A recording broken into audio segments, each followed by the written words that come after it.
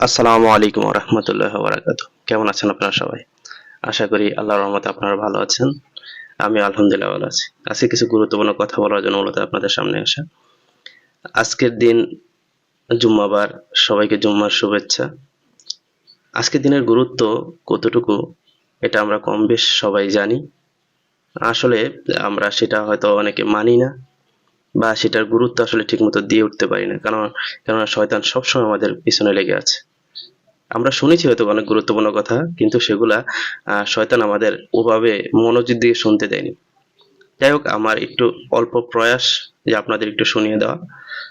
আপনারা জানেন অনেকে যে আজকে জুম্মাবার, আর জুম্মাবারের প্রথম যে মসজিদে ঢুকবে সেটা উট কোরবানি দেওয়ার সওয়াব পাবে। এমনি করে আহ পরপর যারা ঢুকবে তারা গরু এবং আরো ছোট ছোট যে পশু পাখি সেগুলো কোরবানি দেওয়ার সওয়াব লাভ করবে।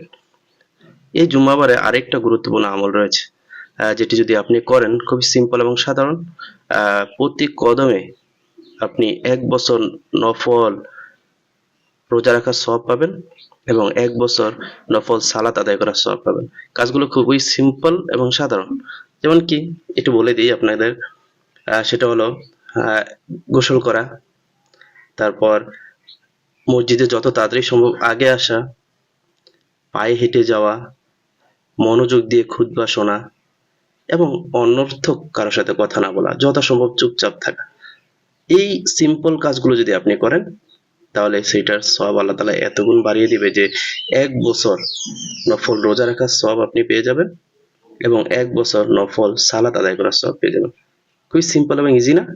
এবং আমরা চেষ্টা করব সবাই যাতে এই কাজগুলো করতে পারি। এবং আপনি এই ভিডিওটি শেয়ার করে দিয়ে অন্যদেরকে এগুলো শোনার জন্য উৎসাহিত করবেন আশা করি।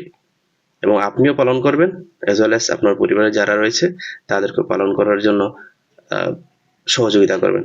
ভালো থাকবেন সবাই। আসসালামু আলাইকুম ওয়া রাহমাতুল্লাহি ওয়া বারাকাতুহু।